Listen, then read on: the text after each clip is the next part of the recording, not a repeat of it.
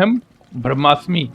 हिंदू धर्म के 16 संस्कारों में विवाह को प्रधान संस्कार तथा सामाजिक या धार्मिक मान्यता प्राप्त मिलन माना गया है, जिसका शाब्दिक अर्थ है वी प्लस वाह, यानी विवाह अर्थात विशेष उत्तरदायित्व को वहन करना। अन्य शब्दों में अग्नि के 7 फेरों और ध्रुव तारे को साक्षी मानकर 2 तन 2 मन तथा 2 आत्मा के एक आत्मिक व पवित्र बंधन में बंधना ही विवाह है। बंधुजनों, आम मान्यता होने के साथ ही यह एक सनातन सत्य भी है कि जोड़ियां स्वर्ग में तय होती हैं। लेकिन क्या कभी हमने सोचा है कि विवाह की यह प्रथा कब से प्रारंभ हुई? धरती पर सर्वप्रथम दूल्हा दुल्हन कौन बने और इस विलक्षण प्रथा, रीति रिवाजों व नियमों के जनक कौन थे? तो चलिए प्रभु कृपा से इस तथ्य को जानने का प्रयास करते हैं। सनातन धर्म ग्रंथों को महज एक काव्य या इतिहास मानने वालों की भूल और पाप उनके धार्मिक ज्ञान की अपूर्णता का दोष है।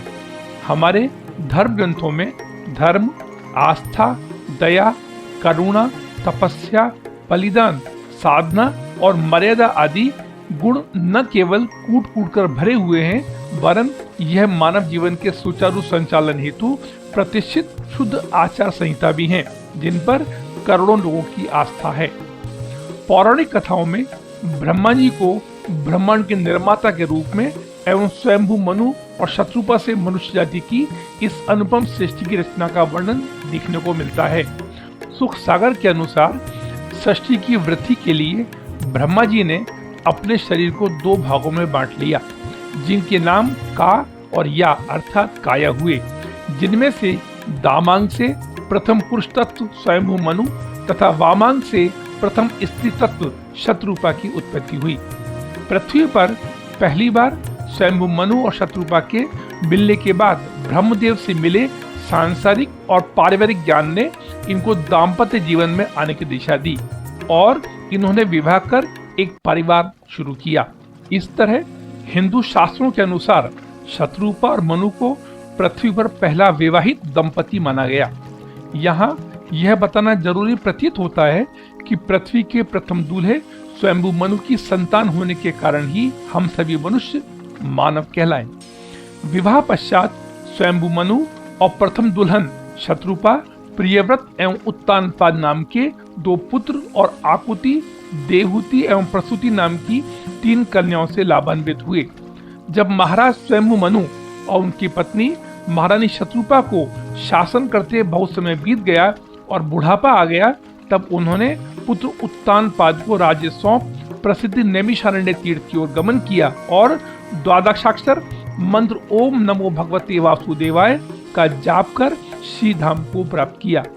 कुछ समय पश्चात मनु और शत्रुपा ने अयोध्या के राजा दशरथ और महारानी कौशल्या के रूप में जन्म लिया, जिनके आंगन में इच्छा निर्मित मनुष्य रूप में सर्वशक्तिमान सर्वेश्वर भगवान राम अवतरित हुए। बंधुजनों, वैदिक युग के महान ऋषि आरुणि उद्दालक, जिन्होंने भारतीय दर्शन और आध्यात्मिकता में अपनी अनूठी छाप छोड़ी है तथा जो तत्वमसि महावाक्य, जिसका अर्थ होता है तत्त्वम असि यानी वह तुम ही हो, के प्रणेता थे, का वर्णन छांदोग्य उपनिषद में देखने को मिलता है, जिन्होंने अपने आश्रम में पुत्री सुजाता, पुत्र श्वेतकेतु और अष्टावक्र गीता, जो अद्वैत वेदांत का सर्वोच्च ग्रंथ है, के रचयिता, विलक्षण प्रतिभा के धनी व उपनिषद कालीन दार्शनिक और तत्वचिंतक 12 वर्षीय बाल ऋषि अष्टावक्र के पिता ऋषि कहोड़ को वेद शास्त्रों तथा ब्रह्म विद्या की दीक्षा दी थी। हमारी आपसे करबद्ध निवेदन है कि आज के विषय पर आगे बढ़ने से पहले सहज रूप से आत्मा से मनुष्य का साक्षात्कार करवाने वाली अष्टावक्र गीता के रचयिता, विलक्षण प्रतिभा के धनी, महान गुरु व बाल ऋषि अष्टावक्र के संबंध में जानने के लिए इस वीडियो के राइट टॉप कॉर्नर पर दी गई हमारे पूर्व वीडियो की लिंक पर क्लिक कर आनंद की अनुभूति करें। ऋषि श्वेतकेतु समाज में व्याप्त व्यभिचारी रूढ़ी प्रथा से अति विचलित और महिला पुरुष का यौन उत्पीड़न समाप्त करने के कट्टर पक्षधर थे, क्योंकि उन्होंने एक बार अतिथि सत्कार के क्रम में अपनी माता सुजाता को पिता उद्दालक ऋषि की स्वीकार्यता पर ऋषि के पास जाते हुए देखा था, जिसका उन्होंने पुरजोर विरोध भी किया था। इसके अतिरिक्त महाभारत में एक और घटना का वर्णन देखने को मिलता है, जिसके अनुसार एक बार एक ब्राह्मण बलपूर्वक श्वेत केतु की माता के ऊपर अपना अधिकार लेकर उपस्थित हुआ था। अतः अलौकिक ज्ञान के धनी ऋषि अश्वक के मामा तथा आर्यव्रत के प्रथम समाज सुधारक श्वेत केतु ऋषि ने वैदिक परंपरा को जीवित रखने और समाज में बढ़ती व्यभिचारी मिथ्या रूढ़ी प्रथा एवं सामाजिक अव्यवस्था को दृष्टिगत करते हुए विवाह को परंपरा, रस्मों और विवाह से जुड़े नियमों के तौर पर सर्वप्रथम स्थापित कर वह गरिमा और महत्व दिया जो आज किसी भी हिंदू विवाह को दिया जाता है।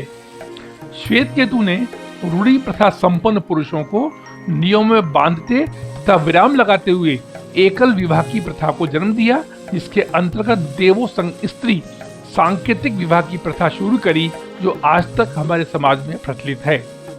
उपरोक्त के अलावा श्वेत केतु ने जहां यह व्यवस्था दी कि स्त्री से संबंध बनाने के लिए बल प्रयोग तथा स्त्री का हरण कर उसके साथ संबंध स्थापित करना अक्षम्य अपराध है, वहीं यह भी नियम बनाया कि किसी दूसरे पुरुष और महिला से संबंध स्थापित करने वाले पति और पत्नी दोनों ही भ्रूण हत्या के दोषी ठहराए जाएंगे। अन्यथा इस दोष से बचने के लिए पति पत्नी को धर्म का पालन करना नितांत जरूरी होगा। इतना ही नहीं, जहाँ ऋषि श्वेत केतु ने पति और पत्नी को मंगलसूत्र, सिंदूर और 7 फेरों के महत्व से परिचित कराया, वहीं उनकी बनाई व्यवस्था में पुरुषों और महिलाओं को समान दर्जा देते हुए विवाह परंपरा को कई रीति रिवाजों और रस्मों से सुसज्जित भी किया। जबकि श्वेत ऋषि के नियमों में शादी तोड़ने का कोई प्रावधान नहीं होकर पति पत्नी के लिए विवाह को निभाना अति आवश्यक था। बंधुजनों, आज भी उक्त वैदिक परंपरा का अनुसरण करते हुए स्त्री को विवाह के समय ही पतिव्रत की मर्यादा में रखने की हेतु से उसका प्रतीकात्मक विवाह वर्ष से पहले 3 देवताओं, सबसे पहले चंद्रमा, दूसरे नंबर पर विश्वावसु नाम के गंधर्व तथा तीसरे नंबर पर अग्नि से कराया जाता है, जिसकी वजह से दूल्हे के तौर पर आप अपनी होने वाली पत्नी के चौथे पति होते हैं। विषय की अनिवार्यतावश यहाँ यह बताना अति आवश्यक है कि इस व्यवस्था से पूर्व उस कालखंड में स्त्री पर कोई प्रतिबंध नहीं था।